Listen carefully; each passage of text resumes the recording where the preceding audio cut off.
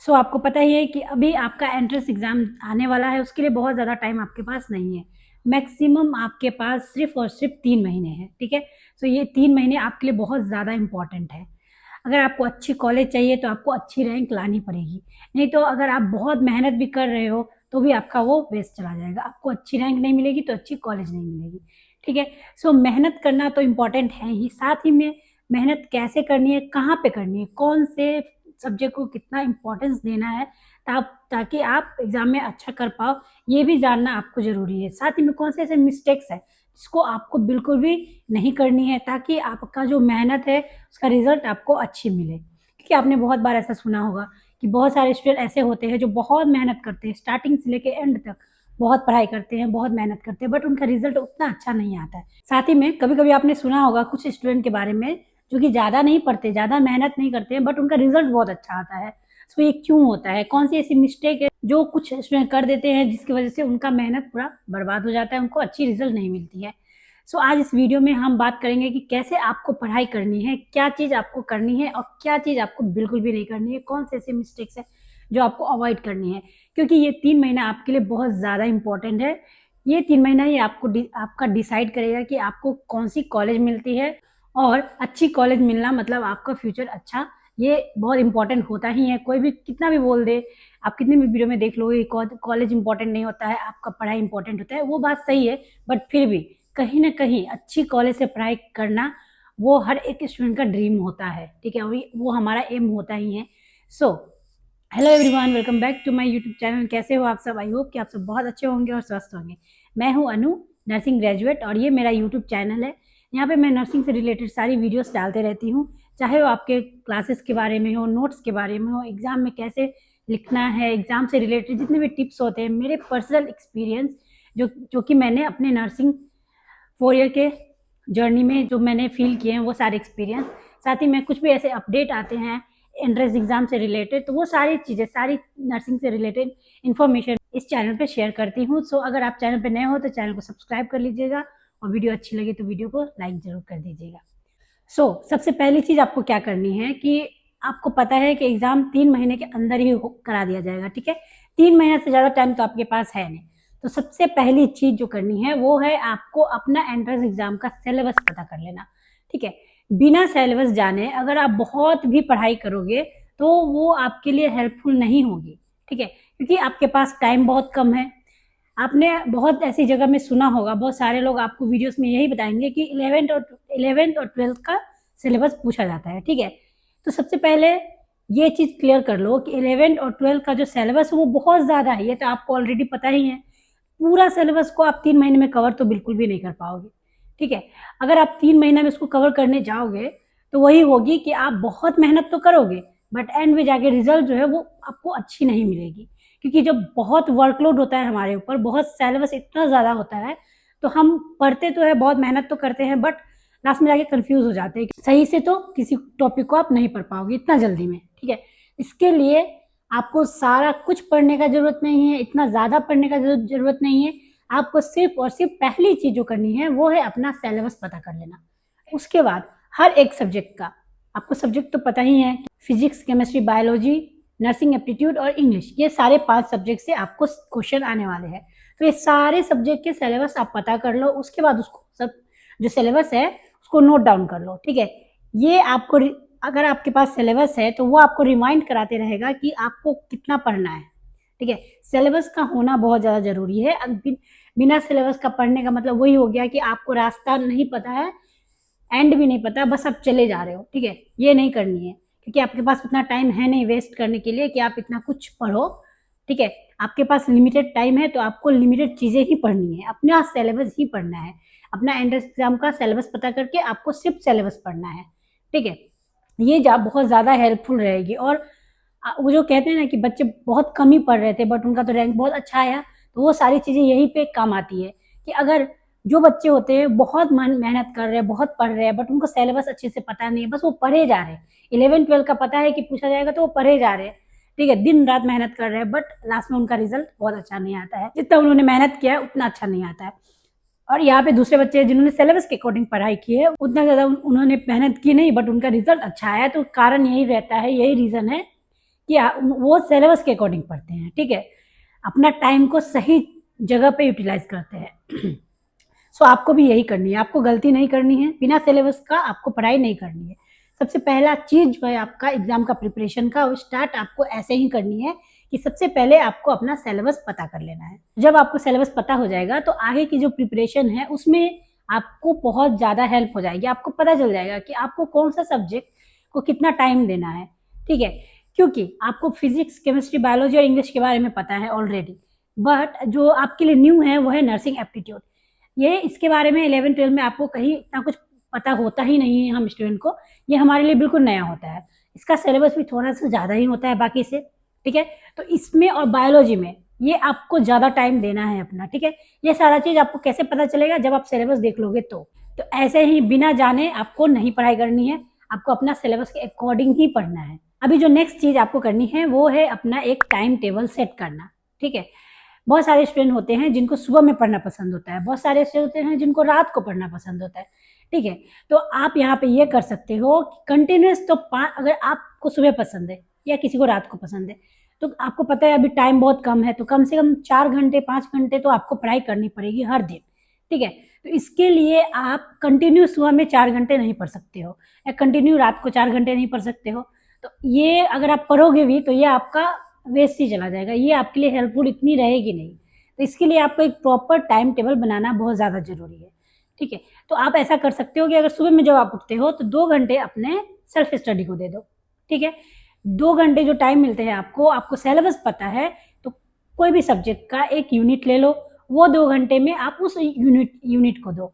क्योंकि जो भी पढ़ो समझ के पढ़ो, सिर्फ़ यूनिट ख़त्म करना है, कम सिलेबस है तो इसको पढ़ लेते हैं। कोई-कोई सब्जेक्ट में आपको होंगे जो कम ही सिलेबस होंगे, यूनिट छोटा होगा तो इसको बस पढ़ के ख़त्म कर देते हैं, ऐसा नहीं करना है आपको। टाइम दे के पढ़ो सब्जेक्ट को, ठीक है? सिलेबस वाइज़ पढ़ो, थोड़ा टाइम दो, समझ के पढ़ो। सिर्फ़ ख़त्म करना है सिलेबस ऐसा सोच के भी आपको नहीं पढ़नी है। फिर उसके बाद दिन में आपको जब भी टाइम मिले 1 से 1.5 घंटा निकाल के किसी और सब्जेक्ट का एक यूनिट को पढ़ लो। उसके बाद जो टाइम आपके पास बचेगी वो है रात की।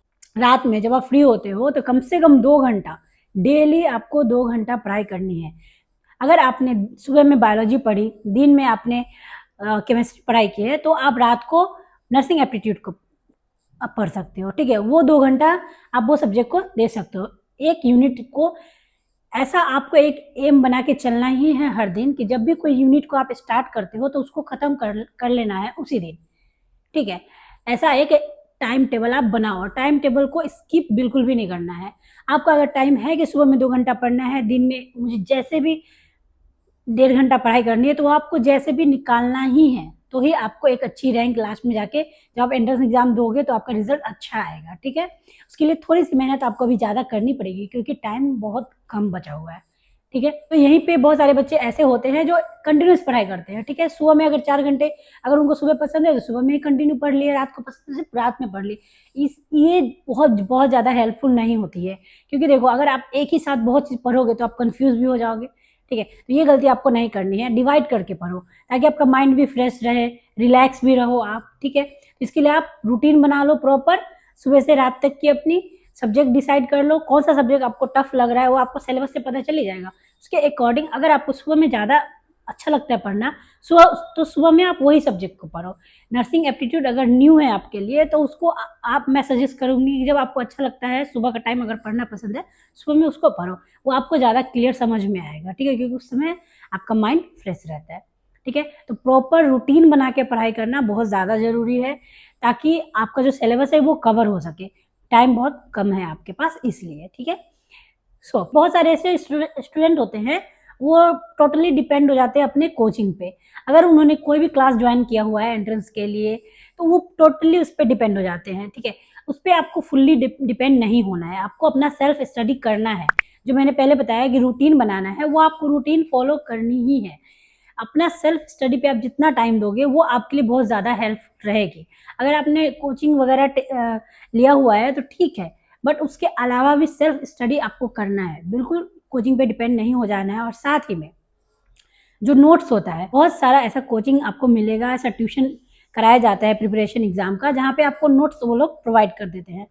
तो वो जो नोट्स होता है, जब आप उसको पढ़ो तो एक अपना सेल्फ नोट बनाओ, ठीक है, चाहे वो कोचिंग में करो, यूट्यूब पर किसी चैनल से करो या फिर सेल्फ स्टडी करो। तो उस समय जो भी आपको समझ में आता है उसको आप सेल्फ नोट बनाते जाओ। हर सब्जेक्ट का अलग अलग एक नोटबुक आप ले लो, उसमें अपना सेल्फ नोट बनाओ, ठीक है। ये आपको हेल्प करेगी लास्ट में जब आपको रिवीजन करना होगा तब। क्योंकि देखो, आपने जो लॉन्ग वाले नोट्स सब सारे होते हैं जो आपको मिलते हैं, वो सारा लास्ट टाइम में पढ़ना ना बहुत ज़्यादा मुश्किल हो जाता है, ठीक है। आपके पास उतना टाइम नहीं रहेगा तो वो बहुत मुश्किल हो जाती है। इसलिए आप अगर सेल्फ नोट बना के रखोगे अपने लैंग्वेज में तो आपको समझने में भी आसानी होगी, क्योंकि खुद का हमारा लिखा हुआ हमें ज़्यादा समझ में आता है। अगर आप लास्ट मोमेंट में बुक से रिवीजन करने जाओगे तो वो आपके लिए टफ हो जाएगी।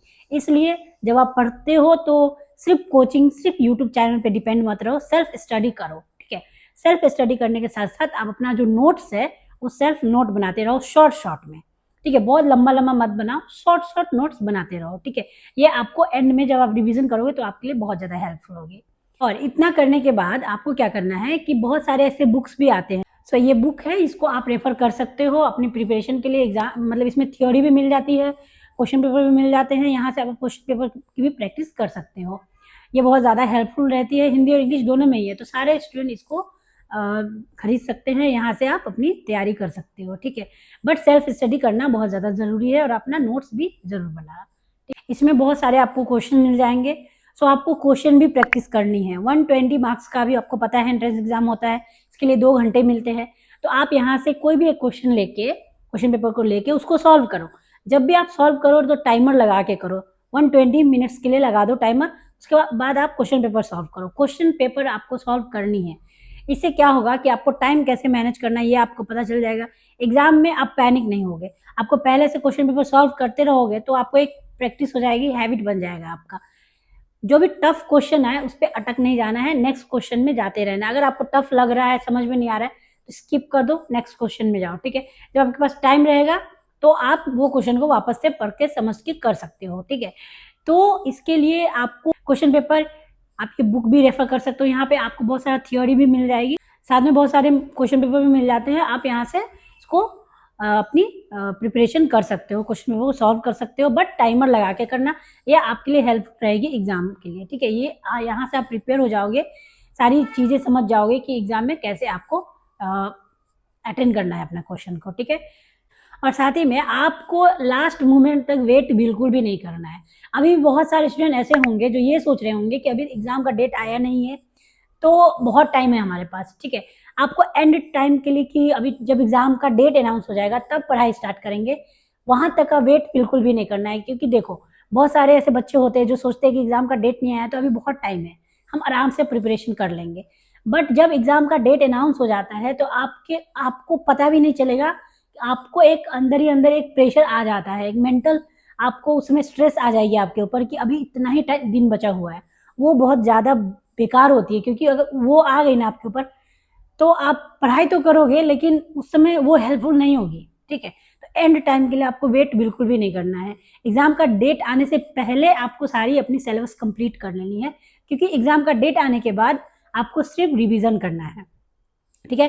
तो नेक्स्ट मिस्टेक यही है कि बहुत सारे स्टूडेंट ऐसे होते हैं जो रिवीजन नहीं करते हैं, ठीक है। आपको रिवीजन करना है, उसके लिए आपको टाइम बचा के रखनी है, इसलिए एग्जाम का डेट आए उससे पहले ही आप अपने सारे सिलेबस कंप्लीट कर लो, ताकि जब एग्जाम के डेट आ जाए तो आपका रिवीजन होना चाहिए उस टाइम, ठीक है।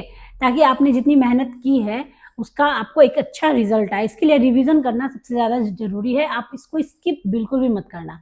अगर मान लो आपका सिलेबस पूरा कंप्लीट नहीं भी हो पाया है तो भी आप एंड में जरूर टाइम निकाल के रिवीजन करना, ताकि एटलीस्ट जो आपने पढ़ा है वो आपका काम आ सके एग्जाम में, ठीक है। रिवीजन करना सबसे ज़्यादा जरूरी होता है। ये आप स्टार्टिंग से भी कर सकते हो कि वीक में एक दिन आप रिवीजन को दे दो, ठीक है। पूरे वीक में आपने जो भी पढ़ाई की है उसको एक दिन रिवाइज कर लो पूरा, आपके लिए बहुत ज़्यादा हेल्पफुल रहेगी। क्योंकि आप जो भी चीज़ पढ़ोगे वो भूलोगी नहीं, और एंड में आपके पास अगर टाइम कम भी है, क्योंकि आपने रिवीजन भी किया हुआ है, तो आपके पास अगर टाइम कम भी होगा तो वो भी थोड़ा सा टाइम में भी आप अपना सारा कुछ कवर कर लोगे, रिवीजन कर लोगे, आपका कवर हो जाएगा। इसलिए रिवीजन बहुत ज़्यादा ज़रूरी होता है, बहुत सारे बच्चे नहीं करते हैं, तो ये गलती हो जाती है जिस वजह से आपको अच्छी रैंक नहीं मिलती है। साथ ही में एग्जाम में चाहे कम दिन बचा हो या आपकी प्रिपरेशन अभी स्टार्ट हुई भी नहीं हो, तो आप प्रिपरेशन अभी से स्टार्ट कर सकते हो, ठीक है। आपके पास टाइम है, 3 महीना भी बहुत ज़्यादा है।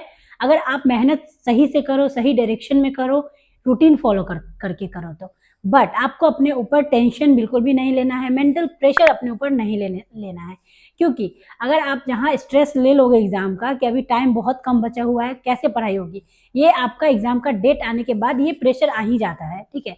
वो आपको ज़रूरत भी नहीं है कि आप सोचो उसके लिए, बट वो एक प्रेशर आ जाती है स्टूडेंट के ऊपर, ठीक है। एग्ज़ाम का डेट आ गया है, सो अभी से आपको वो प्रेशर लेने का बिल्कुल भी ज़रूरत नहीं है। आप रिलैक्स होके पढ़ो, बट सही डायरेक्शन में पढ़ो, सही चीज़ पढ़ो, अपना सिलेबस के अकॉर्डिंग ही पढ़ो और रूटीन फॉलो करो। और एग्ज़ाम की वजह से स्ट्रेस मत लो, इतना ज़्यादा भी स्ट्रेस मत ले लो कि वो स्ट्रेस की वजह से आप पढ़ाई ही ना कर पाओ। इसके लिए भी ज़रूरी है कि अभी से आप अपने माइंड को रिलैक्स रखो और सिर्फ़ और सिर्फ़ अपनी प्रिपरेशन पे ध्यान दो, क्योंकि प्रिपरेशन अगर आप अच्छी करोगे तो रिज़ल्ट अच्छा आएगा ही, ठीक है। अभी भी बहुत टाइम है, अगर आप सही से करोगे तो आपकी अच्छी रिज़ल्ट आ सकती है, ठीक है। सो मैं मिलती हूँ आप लोगों से अगले वीडियो में, तब तक के लिए bye bye, take care and all the best for your exam.